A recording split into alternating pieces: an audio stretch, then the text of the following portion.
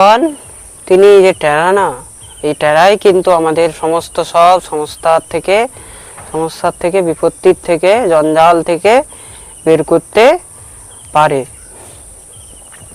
আর কেউ পারবে না। তখন যখন যার বিপত্তি আসে, যখন যার সমস্যা আসে, তখন কেউ রাস্তা দেখে না, তখন সেই টেরার কাছে দৌড়ায়, হে প্রভু রক্ষা করো। ভগবান বললেন চিন্তা করো না। ভগবান দেখতেই দেখতে সুন্দর করে মহারাজ বামন রূপ ধারণ করে এসে উপস্থিত হয়েছে। মহাদেব সঙ্গে সঙ্গে সামনে গিয়ে দৌড়ে যাচ্ছে, কৃপা করে বললেন যাও, আমি দেখছি। পেছন থেকে বিকাশুর আসছেন। কোথায় দৌড়ে যাচ্ছ? আরে ব্রাহ্মণদেব, ওই ভোলে বাবাকে ধরছে। ওই আরে জানো না, আমাকে বরদান দিয়েছে যার মাথায় হাত রাখবো সে ছাই হয়ে যাবে। তো আমি বললাম যে আমি একটু তোমার মাথায় হাত দিয়ে দেখি, সে তো পালাচ্ছে। আমার মনে সংশয় হয়ে গেছে, সত্যি বলেছে না মিথ্যা বলেছে, তার জন্য আমি একটু টেস্ট করব। ভগবান বললে ধুর, ও কথার কোনো দাম আছে? পাহাড়ে জঙ্গলে ঘুরে বেড়ায়, নিজে থাকার কোনো ঠিক ঠিকানা নেই, ঘর নেই, বাড়ি নেই, মাথার উপরে ছাদ নেই, আর সে বললো তুমি মেনে নিলে? ও কথার কোনো দাম নেই। কি বলছো? সবাই বলছে মহাদেব বরদান দিলে ঠিক ঠিক কাজ করে। এরকম আমাকেও কতবার বরদান দিয়েছে, কোনো কাজ করেনি। আমিও কতবার তপস্যা করে বলেছে আমি একটু বড় হয়ে যাই, আমার যেন একটু শরীরটা একটু বড় হয়, কখনো কিছু হয়েই নি। যতটুকু ছিলাম ততটুকুই রয়ে গেছি। তাই না? কি এরকম হয়? বলি যদি না তোমার বিশ্বাস হয়, তুমি না নিজের মাথায় হাত রেখে দেখো। আচ্ছা, আমাকে পাগল মনে করে রেখেছো? নিজের মাথায় হাত দেবো আর ছাই হয়ে যাব। আচ্ছা, যদি তুমি জ্বলে যাও, জ্বললে কি হবে? আগুন লাগবে। বলে আগুন লাগার আগে একটু তো গরম গরম হবে, মাথায় হাত রাখার আগে তো একটু গরম গরম তাপ লাগবে। একটু মাথায় হাত রেখে দেখো, যদি একটু গরম গরম মনে হয় তাহলে একদম ঠিক বলেছে। ও আচ্ছা আচ্ছা আচ্ছা, দেখি দেখি। বলে যখনই মহারাজ উপরে হাত রেখেছে, গরম লেগেছে? বলেছে না। বলে আবার একটু নিচে করো। বলে বলে গরম লাগলো? বলে না, একদম লাগেনি। বলে ঠাকুর বললেন আর একটু নিচে কর। বলে গরম লাগছে? বলছে না, লাগেনি। বলে একবারে ঠেকিয়ে দে, কিছু হবে না। বলে যখনই ঠেকিয়েছে একদম গোবিন্দায় নমো নমো হয়ে গেছে। তাকেই ভস্মাসুর বলা হয়েছে, তাকেই ভস্মাসুর বলে। ভগবান ভস্মাসুরের উদ্ধার করিয়ে দিল।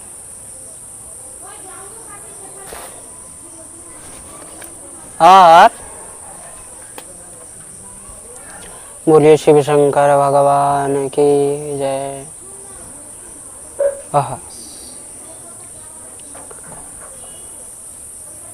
তার জন্য শাস্ত্রের মধ্যে মহাদেবকে পরম বৈষ্ণব, পরম উদার বলা হয়েছে।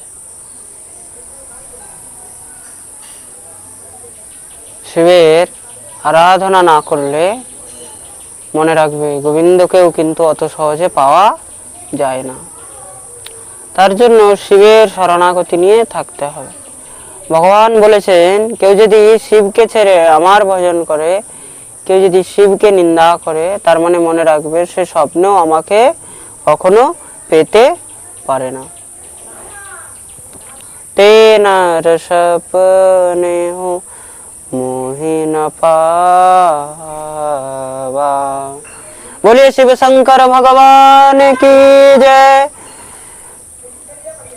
इदं पवित्र परिमिष्टशिष्ट आयुष्यमघोकमर्शनम् यो नित्यदा कर्णनीर कीर्तने भमनुत्तमं कौरव भक्ति भाव। শিব চরিত্র যেই জীব শ্রদ্ধা যুক্ত হয়ে শ্রবণ করে তার সমস্ত পাপ নাশ হয়ে যায়, আর যশ বৃদ্ধি হয়, আয়ু বৃদ্ধি হয়, শাস্ত্র বৃদ্ধি হয়, আর সমস্ত সব কলুষতা নাশ হয়ে যায়। বলো না আরো জোরে, জয় জয় শ্রী রাধে।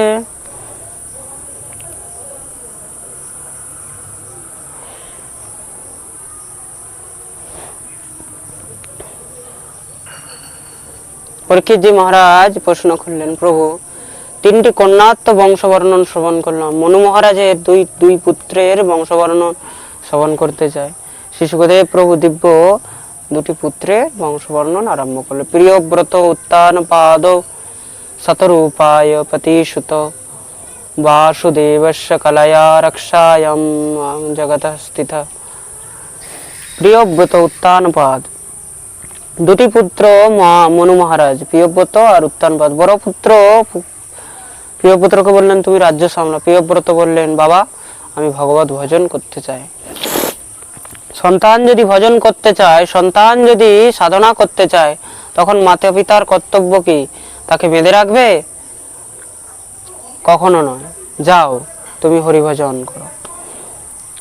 ভগবত ভক্তির পথে যদি সন্তানরা যেতে চায়, তাতে এর থেকে উত্তম শ্রেষ্ঠ আর কিছু সৌভাগ্য আর কিছু নেই।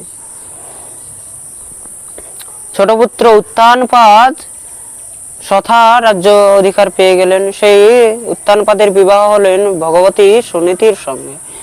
যায় উত্তানপাদ সুনীতি সুরিশ্চিতয়। ভগবতী সুনীতি থেকে কোনো সন্তান হয়নি বলে রাজা দ্বিতীয় বিবাহ করলো। দ্বিতীয় স্ত্রীর নাম হলো সুরুচি। আর যখন থেকে দ্বিতীয় রানী এসেছে, বড় রানীর প্রতি অবহেলা হয়ে গেলে, উদাসীন হয়ে গেলেন। কিছুদিন পরেই জানতে পারলেন যে বড় রানীর গর্ভবতী।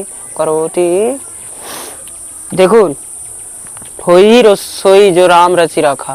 ভগবত কৃপাতে সব কিছুই সম্ভব।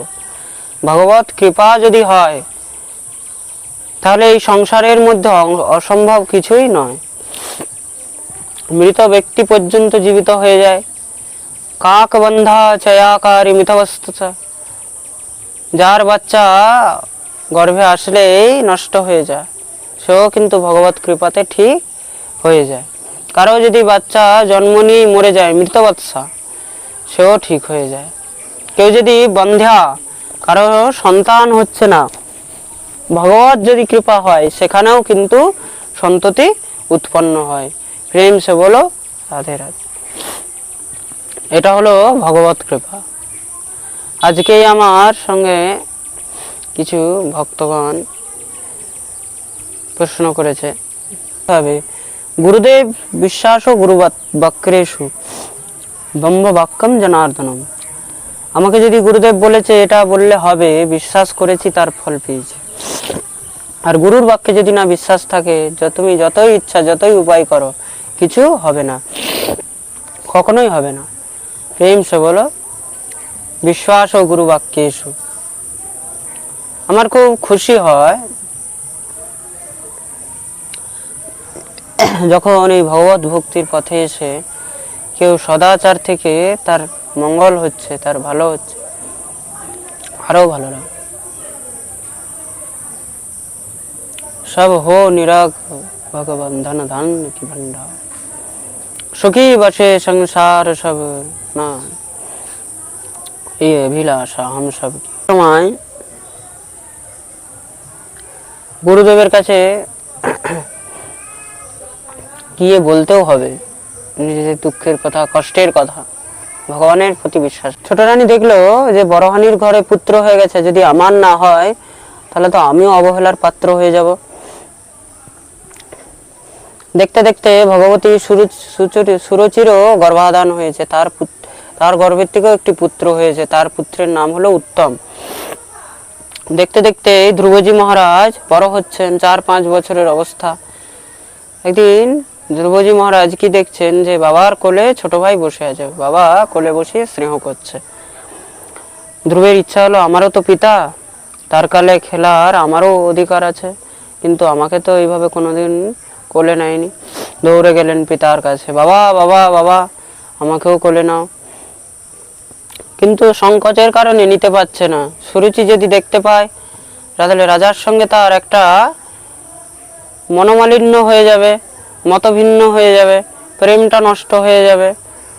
আসক্তি খুব খারাপ জিনিস। যার প্রতি আসক্তি হয়, সে যদি একটুখানি মুখ ম্যাকাও করে, তখন কিন্তু মহারাজ বুক ধকধক করে। প্রেম সে বলো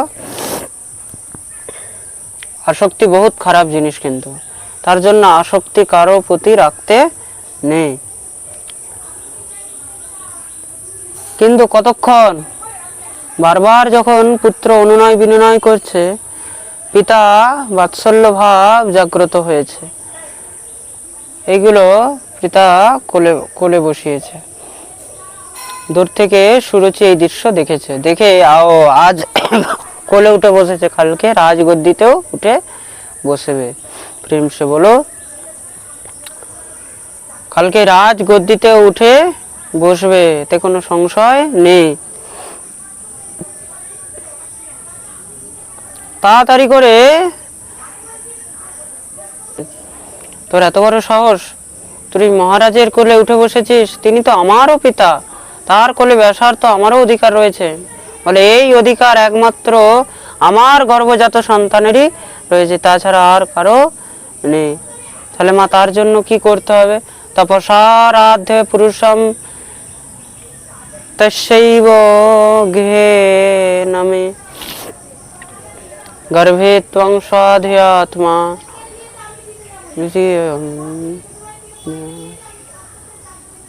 তার জন্য যাও, তুমি বনে গিয়ে তপস্যা করো,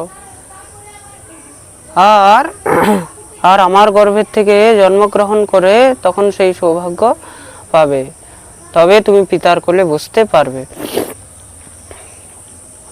যাও তপস্যা করে এসো। কি হয়েছে বৎস? নিজের মায়ের কাছে গিয়েছে, এই ঘটনা হয়েছে, সমস্ত সব ঘটনা বললেন। মা আদর করে বোঝাচ্ছেন, আরে বাবু, তোর ছোট মা ঠিকই বলেছে, এই সংসারে যদি কিছু পেতে হয় তার জন্য তোমাকে সাধনা করতেই হবে, তপস্যা করতে, তবেই বৎসা মনোক্ষ ভৃঙ্গম তেজেত পদ্ধতি অনঙ্গ ভাবে নিজ ধর্ম ভাবে মনুষ্য ধাম ভজস্য তাপ পুরুষম। তোমাকে পরম পুরুষের ভজন করাই উচিত। বলে মা, ভজন কথা শিখতে হয়? বলে সে তো জানি না, কিন্তু এতটুকু শুনেছি যে বনের মধ্যে গিয়ে হয়। ধ্রুবজি মহারাজ মাকে প্রণাম করে বেরিয়ে গেলেন, মনে মনে ভাবছে, মা বলে দিয়েছে মনে রাখবে, সাধু বৈষ্ণব তারাই কিন্তু তোমাকে ভজনের রাস্তা দেখিয়ে দেয়। যখনই সাধু বৈষ্ণব দেখবে তাদেরই চরণে পড়বে, তারাই তোমাকে রাস্তা দেখিয়ে দেবে। বনেতে খুঁজছে কোনো সাধু, কোনো বৈষ্ণব যদি দেখতে পায়, সেই ঘোর জঙ্গলের মধ্যে বিনা বাজাতে বাজাতে সাধু আসছেন, দেবর্ষি নারদ দৌড়ে গিয়ে একদম চরণে পড়ে গেছে, সাষ্টাঙ্গ প্রণাম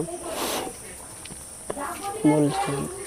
ও দেখেই মনে হচ্ছে হতে তেজ ক্ষত্রিয়ানাম মান ভঙ্গ মৃষ্যতাম বালোক নিয়ম ধত্রিয়ম ইয়ৎ সমাতুরাশ্রী। যাবি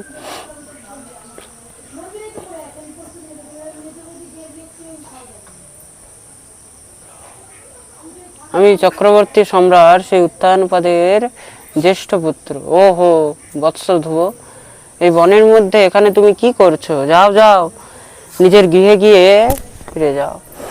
গুরুদেব, আমি এখানে ভজন করতে এসেছি, আমি এখানে সাধন করতে এসেছি।